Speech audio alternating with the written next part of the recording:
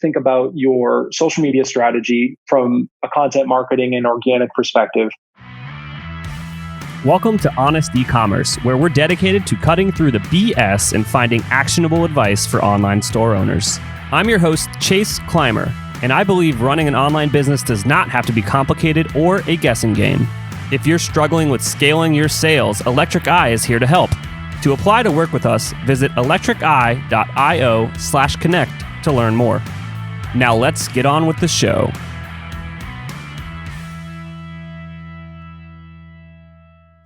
Do you want to deliver marketing moments that last a lifetime? Klaviyo is the ultimate marketing platform for e-commerce. With targeted segmentation, email automation, SMS marketing, and more, Klaviyo helps you create your ideal customer experience. See why Klaviyo is trusted by more than 50,000 brands like Living Proof, Solo Stove, and Huckberry. Keep your customers coming back. Get a free trial at klaviyo.com/honest. That's KLAVIYO.com/HONEST.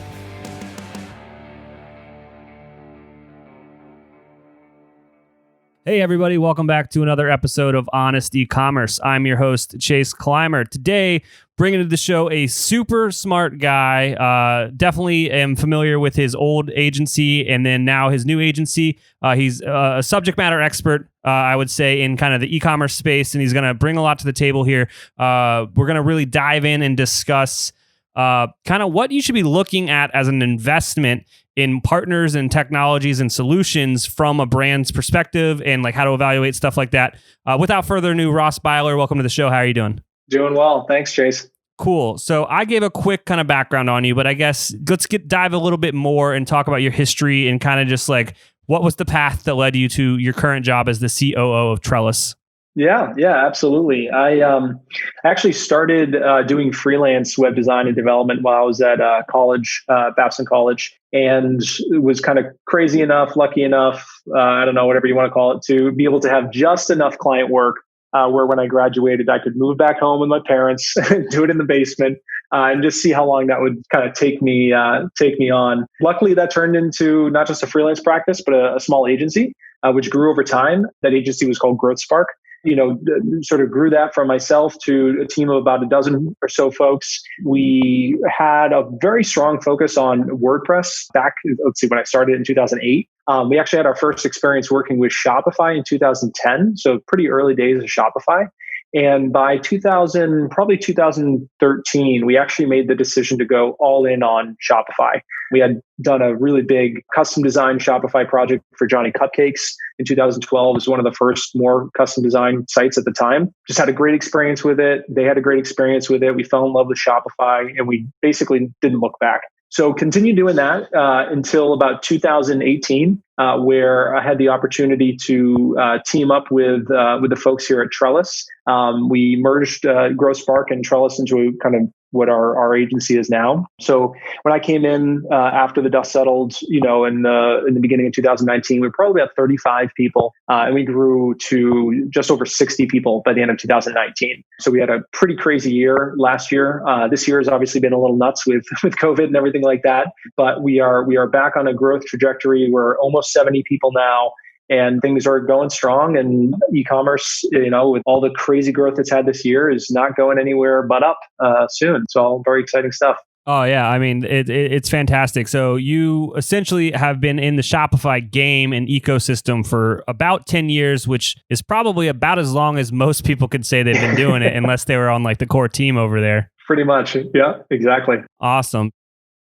Since 2004, Avalara's vision has been to harness the power of cloud technology to help simplify sales tax for businesses of all sizes. Avalara solutions are designed to affordably scale with businesses as they grow over time. Tax compliance is not a revenue-generating activity. So, Avalara's technology is designed to help you manage compliance as efficiently and accurately as possible so you can reclaim your valuable time and reduce risk in your business. With more than 1,000 signed partner integrations, Avalara likely integrates with the ERP, e-commerce, mobile payment, and point-of-sale systems you use today. Find out how your business can be sales tax ready at avalara.com/honest. That's AVALARA.com/HONEST.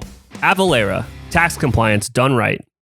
So with that experience, and then obviously my experience as well on my side, essentially we kind of had a conversation before, and an episode that we've never or a topic we've never touched on the show is really like the investment levels and the dollars and cents behind all the stuff we talk about on this show. We have founders on here all the time, or other subject matter experts, and it's like, you should do this, you should do that. We don't really talk about the dollars behind it and the expectations that you should be, having when it comes to making these investments and growing your brand. So, kind of with that, where do you think we should start the conversation? That's a great question, because we have had so many client conversations. Merchants come to us, and they're looking to make some sort of investment in their business and their site, and they obviously are everyone's budget conscious. Even if you have a $100 million budget, you still have to keep it in $100 million.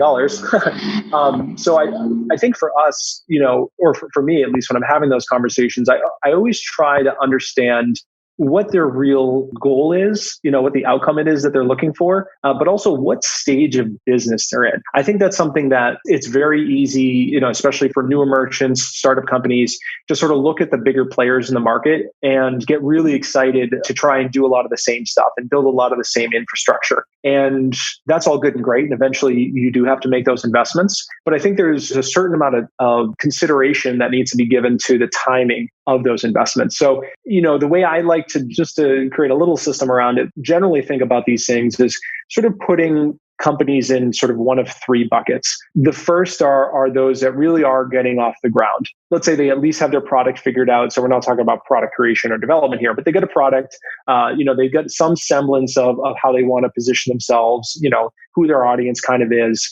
And they're working on establishing sort of the foundational e-commerce infrastructure that they can manage with a really lean team on a really lean budget, and then get to $1 million in revenue, or maybe even a couple $1 million in revenue. That's sort of that first group.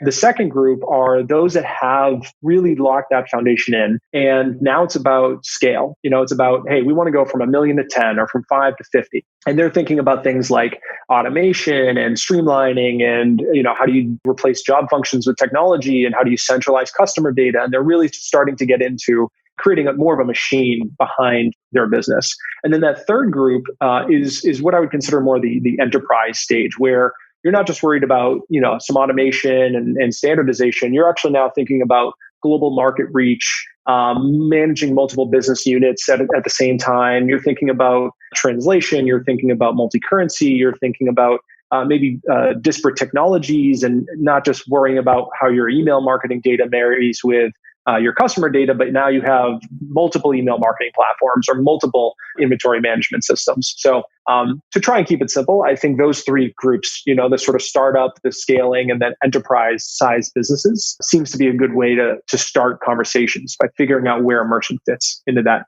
little spectrum. Yeah, I think that's a great way to approach it. It's pretty spot on to how we approach things over here.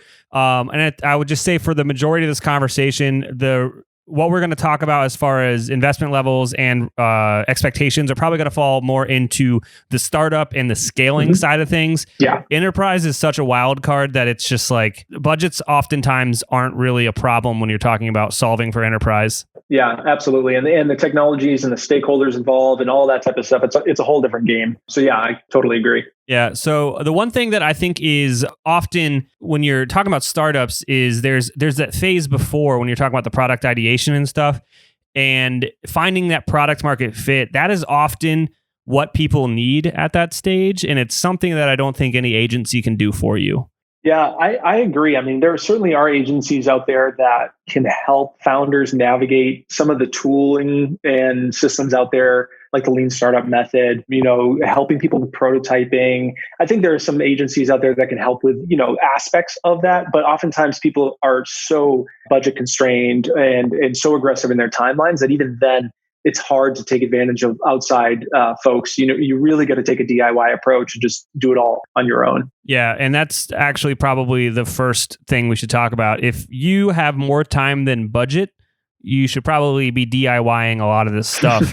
Yep. So I think that's a great little segue into kind of our favorite kind of do-it-yourself tools for a young hustler trying to get out there and make their brand. If you were in a coffee shop and someone was asking you stuff and they had no budget, but they had time, where would you point them? Yeah, that's a great question. So let's kind of elaborate on that use case. So someone's got, they got, like you said, more time than budget. They've got a product in mind already. So it's about, okay, let's get something built off the ground. Let's assume they're using Shopify. That's key. You have to have a product, a real product. Yep. We're not talking about doing a printful drop shipping brand here. You don't want to do that. You're going to make no money. Yeah, exactly. It's a whole different world. So let's say you've got your product and you're like, all right, I really want to build that kind of foundational e-commerce infrastructure. We'll assume Shopify. I think it's honestly hard to make a case not to use one of the pre-built themes that are available between Pixel Union and Out of the Sandbox. I mean, they've got just such well-built, easy to customize themes that really help younger brands position themselves in a professional, clean, intuitive way that, a great logo, some great marketing collateral, some great imagery, great video can really take one of those pre-built themes and make it feel fairly unique. Of course, there are limitations down the line as you grow as an organization, but for almost any brand that's getting off the ground, it's hard not to make a case to have that first build just take advantage of one of those pre-built themes. So I would definitely start there before I worry about any kind of custom design work beyond the branding. I would say that when it comes to branding, that's one thing that people seem to fall into one of two camps. Either they don't care at all and they underinvest in branding. And the problem there is that it doesn't have the level of differentiation or the level of professionalism that it needs to, or they way overinvest in branding and they overthink everything and they try to make everything super branded to the point that they run out of time or money. So there's sort of a happy medium, where you work out identity, you work out packaging, you work out some of the key collateral, but you don't become too obsessed with it that it becomes a limiter in you being able to move forward. Yeah, I cannot agree anymore. If you have no sales record, you do not need a custom theme, period. Honestly, I even can say while you're scaling up to $1 million and you're in that startup phase, you can get away with a premium theme. You do not need a custom theme at that size because you're going to be investing more time, energy, and money in that when you should be focusing kind of all that energy into scaling, like trying to get to the next step into marketing and into collateral to use for more sales. Yep, exactly. And honestly, one of the biggest pieces of pushback we get from clients when it comes to recommending pre-built themes is they'll say things like, well, I want to create custom landing pages or, I want to do something different that the theme can't do out of the box. And that's often true. There are only so many templates that these pre-built themes offer. My recommendation, almost across the board is install Shogun.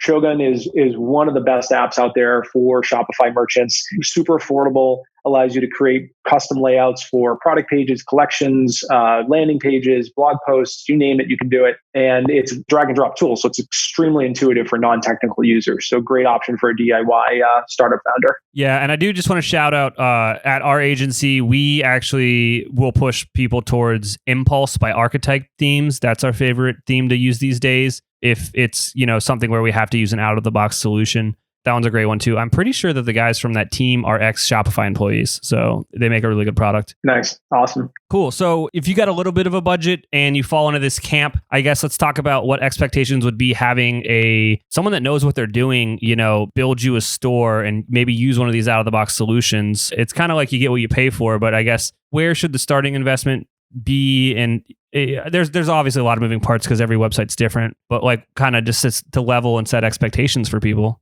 Yeah, great question. I think a good way to look at it is it's, from my experience, if we're talking pre-built theme, minimal apps to install, you're not touching any code, and it's really more about populating the theme settings and content and things like that. You're probably looking at, someone knows Shopify, 20 to 50 hours worth of work. If you're really going to go through it and spend some time. So you oftentimes can find freelancers to do that work. You can find agencies to do that work. It seems like most organizations offer a fixed fee, or productized version of this. They'll do a store setup for $3,000 or $5,000 or $10,000 or whatever it is. If you're remotely technical, there's almost no doubt in my mind that you can do it yourself. If you're talking about staying within the constraints of a pre-built theme and using Shogun and keeping the apps, pretty tight. So it really comes down to, do you want to save that time? Because if you've never worked with Shopify, you're definitely going to have a learning curve. You're going to be on the 50 plus hour, time frame of getting things done. Versus hiring a freelancer who's done it 20 times, they can probably bang it out in that, 20-hour range. Absolutely. So that is one of those things where you have to think about, the value of your time and do you want to invest that in other spaces? But I would say, on the freelancer side, I've seen a lot of people charge $3,000 to $5,000. It seems pretty reasonable. Agencies have a little bit more overhead, so you're going to see bigger budgets there. Oftentimes they'll want to bundle in additional services. Maybe they're including branding, maybe they're including some sort of marketing kickoff strategy or something like that. So those tend to be more in the $10,000 plus range, depending on what they're bundling. Yeah, absolutely. And then it's something is to be said here is if you have a product that's pretty normal, you're not having anything a little bit more out of the box, that like it's something you definitely probably do yourself. But if you start talking about things a little bit less normal, and I'm sorry to be vague here, but like if you're talking subscription, setting up subscription the right way is actually kind of a pain in the butt. Yep. Especially with Shopify. Actually today they just announced some cool new stuff on the subscription front. So I can't wait for that to be rolled out, but it's still a pain in the butt because computers only do what you tell them to do. And if like your subscription is weird where now you're tying it to certain dates or you need some sort of custom functionality built out to buy a product with these certain expectations of the product, like weird variants or like weird customizations to your product, like you are no longer talking like easy. That's actually pretty custom. Yep. Absolutely. And I would add too, I think one benefit of hiring, a freelancer or an agency to help you out with this stuff is that they tend to know the app ecosystem really, really well. So as a merchant, you can go to them and say, listen, I've got to figure out how I want to handle returns and support and inventory tracking and subscription and email marketing. Like, I don't know where to go for all these things because Shopify is great and it does a lot, but it doesn't do everything out of the box. You inevitably have to have some set of apps installed along with it. Working with a partner, they often can recommend, and they've used, all the top options out there. They know how to install them. They know the quirks. They know all the subtle requirements of getting them up and running. So I think that's where, especially if you're talking about building out a real foundation for your e-commerce business, that's where taking advantage of another partner and having them do this work can end up saving you a ton of time. Yeah. And then just going back to what you said earlier about it being a little bit more expensive to use agencies and they kind of want to bundle stuff in. That's true. We're more expensive than those numbers you quoted, but we force you to do other things. For example, we force you to set up email automation from day one and get an actual email collection strategy in place, because without that, you're going to like hate yourself later on. So we literally force every client to do it from day one. Yep. And I think that's smart. I mean, I think it's one of those things where, if you're looking at it and saying, okay, what is the absolute bare minimum I need to do? I mean, you can pare it back, right? I mean, you could use a Shopify pre-built theme. You could use their marketing, email marketing tool. You could stick to their transactional email templates. You could keep it absolutely bare bones if you want to. But those are the kind of corners to cut that aren't really going to benefit you in the end. Thinking through the email marketing strategy, thinking through your email sign-up strategy, thinking through your support strategy, it's pretty critical because you're going to see, those things break very quickly if you don't have a strategy in place pretty early on in the sales process. Yeah, and then just talking about like how long things take and doing it yourself versus having someone else that knows what they're doing. It takes honestly like 40 hours to do Klaviyo the right way, which is our favorite tool for email automations. And it is usually people will be like, oh, I have Klaviyo. And then we look at it and it's like they're not utilizing it and it's not working for them because so many things weren't done because it is a beast of a setup. Yeah, it absolutely is. And I think especially where a lot of merchants are coming into this often for the first time, technical setup aside, I mean, they're not necessarily familiar with all the different types of flows, all the different types of campaigns that you would want to consider running. An agency or freelancer who has that experience and come in and say, listen, we know almost without a doubt, you do this for reactivation, you do this for VIP, you do this for first time, you do this for loyalty, like get a couple of those set up out of the box and you're going to see some pretty quick return on those campaigns almost right away. Absolutely. What do all e-commerce stores have in common? That's right, customers. And those customers are going to have questions. Gorgias is the leading e-commerce help desk with over 5,500 customers on Shopify, Magento, and BigCommerce. Their software is built with machine learning to optimize your support system and allow your team to save time and money on repetitive inquiries while still remaining personalized. What it does is take all of your customers' insights and information, brings it into their amazing dashboard so you can solve your customer's problem as quickly as possible, If you want to give Gorgias a try, visit gorgias.link/honest to get your second month free. That's GORGIAS.link/HONEST.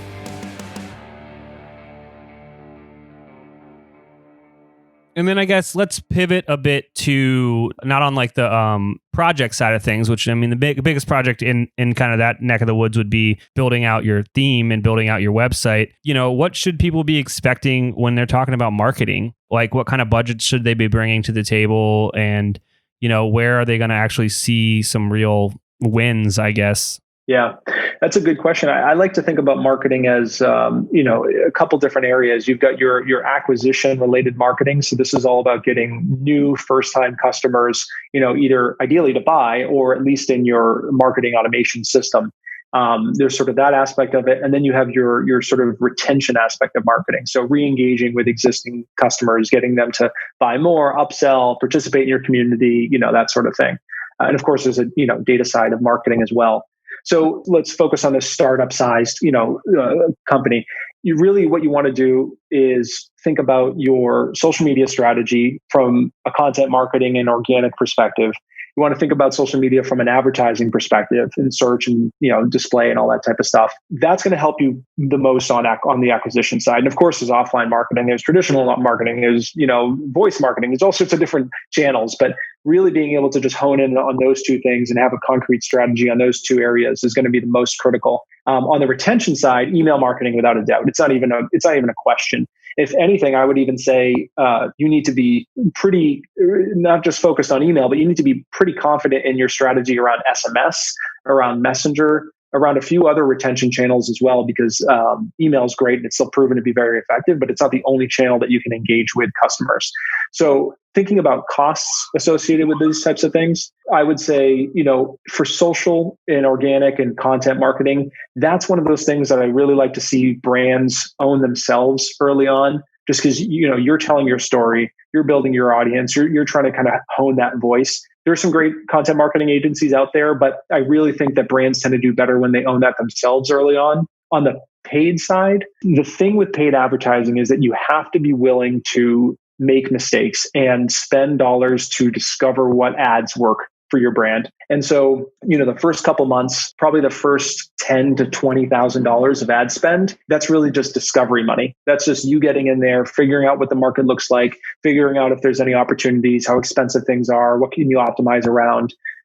Generally, if you're willing to spend, $5,000-$10,000 a month and hire an agency, you're going to see most agencies are either charging, some sort of retainer, usually a couple $1,000s, or maybe a flat monthly fee plus some sort of ad spend fee, or they'll do just an ad spend or a revenue share type model.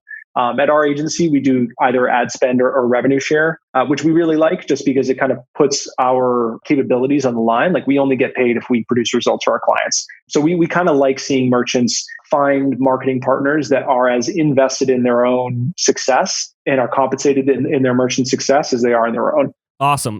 You hit the nail on the head there. I would say that the brands that I see that win and the brands that are going to escape that startup phase and hit that scaling phase faster are the brands that have a content production system built within their business. I harp on this on almost every single episode, so I hope the person listening that's like, oh, maybe I should probably go do that, they just go get started with it because it's such a big difference. And the brands that are actually winning on like paid media through Facebook and Instagram are producing something like 10 or 11 times more content than like everyone else. And there's a reason. It's because it works. Yeah, absolutely. And I think diversity of content too, like play around with video, play around with photography, play around with, written. There's so many great channels. At the same time, you don't want to try to optimize for all of them all at once. I think that's something that I have seen merchants, kind of spread themselves too thin where they're trying to do everything across every channel. And that's just too much. Maybe pick 2 or 3. Pick those that obviously align with your audience. If you're a fashion brand, Instagram makes a ton of sense. Why wouldn't you go there? If it's a more technical product, you might have a lot of success on a video platform like a YouTube, where you're talking about product demos and walkthroughs and tutorials and things like that. So really knowing sort of where your audience lives and how you can best represent and educate people on your product relative to the medium and use that as a means of prioritizing which mediums you're investing in and which platforms you're investing in. I think that can really help a lot of the earlier merchants. Nobody likes insurance, but everybody should have it. Mistakes do happen. Our partner Rewind can protect your Shopify store with automated backups of your most important data. Rewind should be the first app you install to protect your store against human error, misbehaving apps, or collaborators gone bad. It's like having your very own magic undo button. Trusted by over 70,000 businesses, from side hustles to the biggest online retailers like Gymshark, Gatorade, and Movement Watches. Best of all, respond to any of their welcome emails and mention Honest Ecommerce to get your first month absolutely free. All right, so Ross, I got one last question for you here on this phase. Is you're telling me that I can't really see any results with this guy? You know, he's going to charge me $300 a month, and I'm going to spend $1,000 on ads. I would say I could be wrong. There might be a couple of gems out there who can just produce absolute amazing results. But the experience that I've had is that if you really want someone who's going in there and who's thinking about your business and thinking about your customers and experimenting and fine-tuning their marketing sort of approach based on the data they collect, $300 is not going to get a lot of their time, and $1,000 is not going to get a lot of clicks. So it's pretty hard to produce major results with that. Yeah, I mean, just from the get-go, we're launching a course here soon trying to help people DIY it on the Facebook and Instagram side of things. And we literally say, like, you cannot come to the table with less than $1,000 a month to spend on these ads. And we say you're going to get more results if you can even double or triple that for like just getting started. Yep. Yeah, absolutely. And it's unfortunate, like back in the day, Facebook was cheaper and it was like the Wild West and you could make a lot of cool money there. I mean, that's how our agency kind of got started, but it is different now. It is not cheap anymore. It is immature, it is expensive, and it's extremely volatile right now, actually. Mm-hmm. Yep. Yeah. It seems every day things are just all over the place. And one thing too that I'll throw out there is you want to optimize for the sale, right? You want to get the customer to buy the product, of course, but sometimes there are other opportunities to just focus on getting them in your marketing machine, getting them on your email marketing list, getting them to engage with you on social media. Sometimes it's worth spending dollars just on that and looking at that as the ultimate goal and working on nurturing that relationship with them over time. That's where you really have to pair a strong advertising strategy with a strong email marketing and ideally SMS and messenger marketing platform as well, because the two of them marry well. That's the easiest strategy to go for in this like $0 to $1 million range is honestly, like if you're optimizing for purchase conversions on Facebook and it's not working for you, dial it back a little bit and optimize for emails and then let Klaviyo do the heavy lifting for you. Mm-hmm. And once you get that flywheel going, it works. Yep. Yeah, exactly. Especially when you start to introduce loyalty and referral and bundling and upsell and all this type of stuff. All of a sudden you find you can really, just turn that dial up a little bit at a time, and an extra 5% here, an extra $10 there. Things can really start to become pretty profitable with a decent sized mailing list. Absolutely. So let's fast forward now. Someone's listened to our advice and they've gotten over the hump and they've entered this now scaling phase of things. It's a little bit of a different world here. Mm-hmm. And the main thing here is going to be like, when am I ready for a custom theme and what kind of budget should I be expecting? Yeah, it's a good question. I think when it comes to custom themes, you want to understand what it is that you're trying to achieve. Is it you want to improve conversion and it's about having a more unique way of telling your story or creating a more narrative-driven website or finding a way to just visually engage with the customer better? Or are you starting to look at CMS and kind of technical limitations in terms of how data is presented or what you can do and update on the website? Or are we starting to get into more back-end related issues, things where you've got multiple third parties, you need to worry about data integration and data flow across different systems? So I think when we've entertained conversations around custom theme builds, what we're always trying to understand is what is the ultimate goal? Is it increasing conversion? Is it increasing some sort of control? Is it improving operational efficiency, decreasing some sort of cost somewhere? I think you really got to start there. Once you've got a sense of that, let's assume someone says, hey, listen, we're looking for a custom design. We want to sell more, but we also have a new, ERP we're going to plug into the back end. So we're talking about a little integration work. And by the way, we want to make our search and, filtering experience better. So we want to plug in something like an Algolia. Okay, so now you're kind of hitting all three of these realms. Generally, at least in our experience, it's hard to get too far with a custom designed theme with some of this integration work for anything under $50K. Yeah, you might be able to do some stuff. Maybe if you're just doing the design or you're just doing a custom integration, maybe you can piecemeal it. But I think under 50K, you're not really giving yourself a lot of room for really thinking through these things and investing in building a private app or in multiple design phases or whatever it might be. Once you start to get north of that and more in the $100,000, $150,000 range, that's when you have a lot more options, right? You can really go crazy on the design side. That's when you're starting to talk about potential, media production budgets. You can incorporate, and honestly, I think incorporating custom media on the website, whether it's photography or video, that's where you create some amazing experiences. So I think what we like to see is merchants that are coming into it with budgets that are healthy enough to meet the objectives they have and be able to have some flexibility so they can experiment with things like multiple design concepts or that media budget or, whatever it might be. Hey, I can't thank you enough for being transparent there. Pricing is always a thing that some agencies keep close to their vest.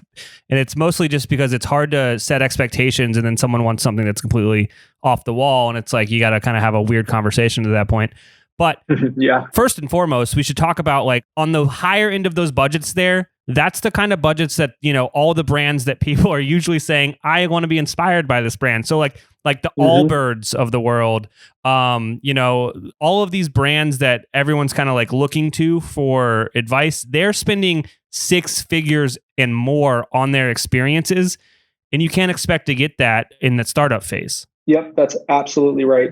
It's something that I think, merchants have always big ambitions, which is great. But if they're working with constrained budgets, you just really need to think about, what's going to take the business to the next level. And once you're teetering around that growth stage or scaling stage and you're into several $1 million in revenue, oftentimes it's not design and customer acquisition and conversion challenges that are the biggest obstacles for the business. A lot of times you're starting to get into more operational aspects of running the business. All of a sudden, when you've got, 5 million in revenue and you're fulfilling, tens of thousands of orders, you're not using Google Sheets to track inventory, or order status. You're not manually handling customer support through email. You can't do that because those systems break when you start to scale beyond that size. So a lot of times when merchants are coming to us and, they're in that range, one of the things that we like to really take our time with in exploring with them is what do the operations look like behind the scenes? Because a lot of those could be quicker fixes for the business that could open up new revenue or reduce costs and allow us to then reinvest that into the growth areas like customer acquisition or redesigns for conversion improvements and things along those lines. Yeah, I got 2 things I want to talk about there. Is one, I want to talk about why a custom theme might make sense from a more like technical side of you. But then 2, I kind of want to talk about the differences in like priorities between startup and that scaling phase. So with what you said there is in the scaling phase, you kind of are actually focused more on margin and finding efficiencies in where you're allocating your time and energy and your budgets. Mm-hmm. Whereas in the startup phase, you're kind of seeing what the hell works. Absolutely. Yeah, it's almost like you think about startup as sort of very revenue focused and scaling as very much margin or profit focused. Yeah. So once you kind of get to that scaling part of it, you can start to almost realize, you might have some budget for a new website. And I think that the reason a custom theme would make sense for your brand would come down to needing some of the following things I jotted down here as we were chatting. First is like if your experience is based on a premium theme, it's going to be an experience that's very broad and not really kind of focused on the experience that you want to deliver as a brand. So what I mean here is it's not tailor-made to the journey that you really want to get across, and it's not tailor-made to the design of your brand. It's kind of like you took your brand and slapped it into a template, whereas when you go more tailor-made with a custom theme, you can make it exactly what it needs to be so the journey can match there. Mm-hmm. Another advantage of a custom theme is that it can be fast as crap. These premium themes are really slow once you start tying in a bunch of apps and stuff like that. Whereas if you have a custom theme, it's only going to include what needs to be included, and it's going to be pretty fast if you have a good partner kind of building it out for you. Another thing with these with a custom theme is you actually can start to replace functionalities that apps are doing for you when you kind of control the whole thing.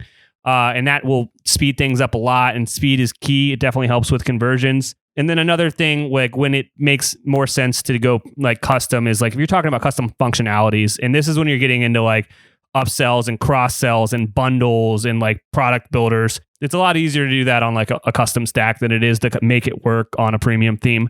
With that being said, budget wise, there is like a hybrid approach that I've seen a lot of people do where they'll take a premium theme and use it as the base and then customize on top of that. And you'll see those kind of fall in between the numbers mentioned earlier. So, like a $20,000 to $50,000 range to do a more hybrid approach like that. But you're definitely going to lose out on some of that performance elements of it.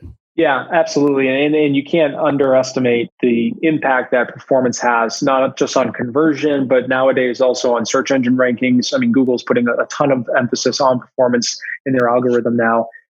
So yeah, I completely agree. Awesome. And then, on the marketing side of things, it's pretty much the same type of billing. You're just kind of spending more money. Yeah, it definitely is. I mean, I think you can start to have a little bit more fun experimenting with other channels. Maybe you're not just doing Facebook and Instagram. Maybe you're adding in Google or Pinterest, or you're experimenting with stuff on Amazon if you happen to sell through that channel, or you're getting into other mediums. Right? People are doing podcast sponsorships, and they're doing voice ads, and they're doing TV ads, and they're doing all sorts of cool stuff there. And you can start to get into retargeting, of course, and more personalization tied to advertisements. There's a lot of cool stuff you can build on, but a lot of it is still the basics. You're just spending more money, reaching more audience, getting more clicks and buys. Absolutely. Man, that was a fun conversation, and I'm sure that we're going to get more questions about, well, what does this specific thing cost? And it's like, I don't know. If it's super custom, talk to a partner that you trust. Pretty much. We're trying to be really general here, but the ranges here are pretty standard across the board. You're probably going to get cheaper service if you go outside of the States, but it's going to be harder communication. Mm-hmm. And, at the end of the day, everyone, you get what you pay for, and value is subjective. Yep, I couldn't agree more. And part of it too is just being honest. If you just need someone who can come in and tactically execute a punch list of things, great. Don't overpay for that. There's fantastic services out there that can help you with that. But if you're looking for a consultant, partner, someone who understands e-commerce and understands strategy, that's where you need to be comfortable investing a little bit more in those relationships, because they're going to help guide you through a lot of the difficult decisions that you need to make as a growing merchant. Yeah. And I mean, just one thing to point out there is when you're talking about investing in a partner and a consultant, like you may be a wizard when it comes to your brand and your understanding of e-commerce, but you have to really let it be known that these people that you're talking to are working with dozens of clients every day, and they're learning way faster than you. So they're going to definitely help you solve faster, and time is money, and efficiencies are, the difference in this game. Mm-hmm. Absolutely. Ross, is there anything I forgot to ask you that you think would be important to share with our audience? We covered a lot of stuff. I mean, this is all really good. I think maybe one other thing I'll throw out there, a little bonus takeaway, is I have noticed that there's often a big difference between what I would consider single product or near single product companies versus more kind of like marketplace or brand type plays, right? Where the companies that have a core product, or maybe a core product with sort of a range of accessories or related products, but we're talking SKU count of 10 or less, there you're often focused on more of what I would consider narrative driven journey, right? Narrative driven design, where it's more about the storytelling. It's more about, that product, why that product, the history, the background, all those things that get people excited to buy it. And I think in those instances, often you actually are a little bit more reliant on the design of the site. You are a little bit more reliant on the media that you're using and things like that. Whereas with larger SKU count merchants, that's when you're starting to get into maybe more complicated search experiences, browsing experiences, inventory management issues, cross-selling, upselling. So a lot of times, depending on where you fall into those two camps, you might see that you prioritize certain investments a little bit more than other merchants. So I think it's just something to note. Are you a merchant that would benefit from this deeper focus on the narrative-driven design, or are you a merchant that benefit from a deeper focus on sort of the browsing and shopping experience through additional apps? Just a little thing I like to throw out there to merchants to think about. Yeah, I always bring up, if you got a low SKU count, you're going to have an easier time with your remarketing stuff. But again, you might not have what someone's looking for. Yeah, exactly. Oh man, this was a great conversation. I know I'm going to have you back on the podcast. If people are curious, how do they get a hold of you and to learn more about what you guys are up to? Yeah, awesome. Feel free to reach out, trellis.co. Couldn't pony up the full .com there, but I'm Ross at trellis.co. Happy to connect over email, LinkedIn, Ross Beyeler. Not super active on Twitter, but you could probably track me down there if you wanted to. But always happy to chat. I cannot thank our guests enough for coming on the show and sharing their journey and knowledge with us today. We've got a lot to think about and potentially add into our businesses. Links and more information will be available in the show notes as well. If anything in this podcast resonated with you and your business, feel free to reach out and learn more at electriceye.io/connect. Also, make sure you subscribe and leave an amazing review. Thank you.